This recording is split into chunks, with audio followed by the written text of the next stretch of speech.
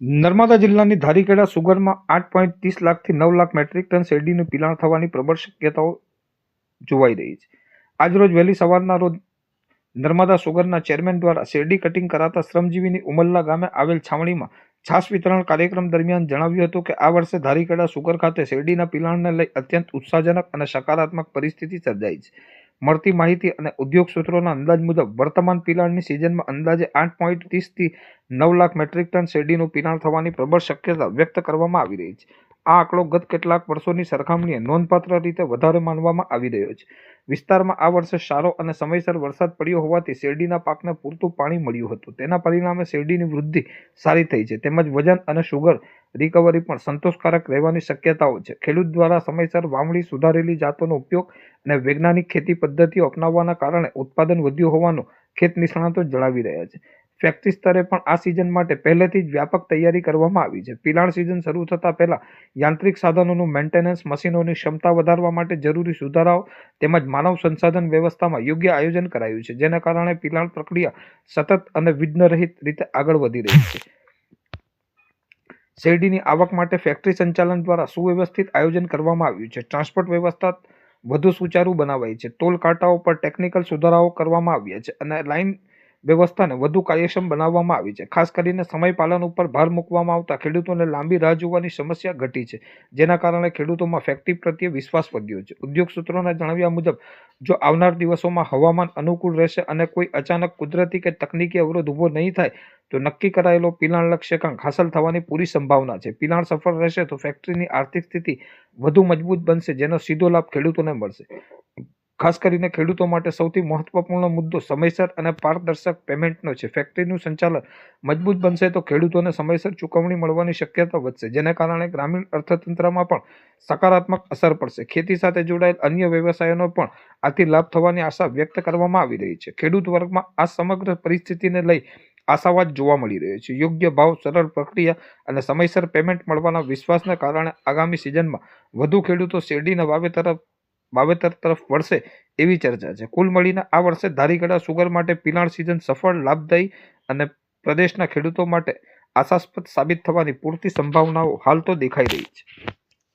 સંસ્થાના માનનીય ચેરમેન છે પ્રવીણભાઈ, ડિરેક્ટર શ્રી મહેશભાઈ, ગામના વડીલ મિત્રો, આપણી સંસ્થાના કામ કરતા મુકાદમ મજૂર ભાઈઓ, હવે ખાસ કરીને આપણા મજૂરને સુગર ફેક્ટરી પર સારી એવી સારવાર મળે એના માટે આપણે દવાખાનું ચાલુ કરેલું હતું અને આજુબાજુ પ્રતાપનગર છે, ઉમલ્લા છે, રાજપીપળા બધી સંસ્થા તરફથી મજૂરને સારવાર મળી રહે એ માટે આપણે પ્રયત્નો આપણા માનનીય ચેરમેન સાહેબના હતા.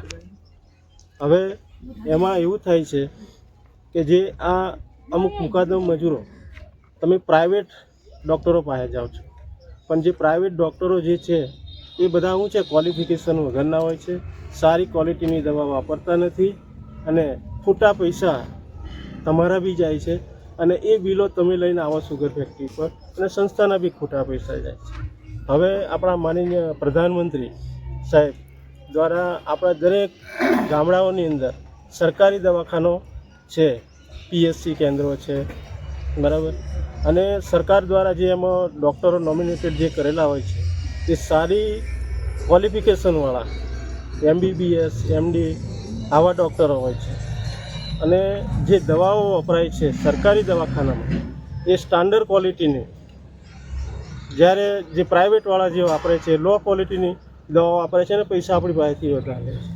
એટલે બધાને તમને આગ્રહ કે બને ત્યાં સુધી આપણે સરકારી દવાખાનાનો લાભ લઈએ અને તમને બધાને એવું છે કે ખાનગીમાં જઈએ તો સારવાર સારી થાય એમ, પણ એવું નથી. સરકારી દવાખાનામાં જે દવાઓ વપરાય છે તે સારી ક્વોલિટીની વપરાય છે, ગુણવત્તાવાળી, અને તમને જરૂર હોય કે ભાઈ ટીકડીથી જ સારું થઈ જાય તો તમને ટીકડી આપે, વધારે જરૂર હોય તો તમને બોટલ કે આથી વસ્તુ તમને ચઢાવે. એટલે બધા બને ત્યાં સુધી સરકારી દવાખાનાનો લાભ લો અને ત્યાં બી આપણને સારું થાય. હું બી કંઈ તકલીફ હોય તો સરકારી દવા હું બી લઉં છું, અને એનાથી સારું થઈ જ જતું હોય છે. એટલે સરકારી દવાખાનાનો જ આપણે લાભ લઈએ અને ખોટા બીજા ખર્ચા આપણે ના કરીએ. બીજું અમુક આપણે દવાખાનું અમુક એક તમને ઉદાહરણ આપો કે આપણે દવાખાનું આપણે જે ચાલતું હતું બંધ કેમ કર્યું કે ભાઈ એમાં જે દવા વપરાતી હતી એકદમ ગુણવત્તા વગરની, એના માટે આપણે બંધ કરવું પડ્યું, એવું ધ્યાન પર આવ્યું. હવે એ દવા પેલા ડૉક્ટરનું આપણે દવાખાનું કદાચ બંધ કર્યું તો એ દવા એને આપણે એવું કીધું થોડુંક બંધ રાખજો હવે.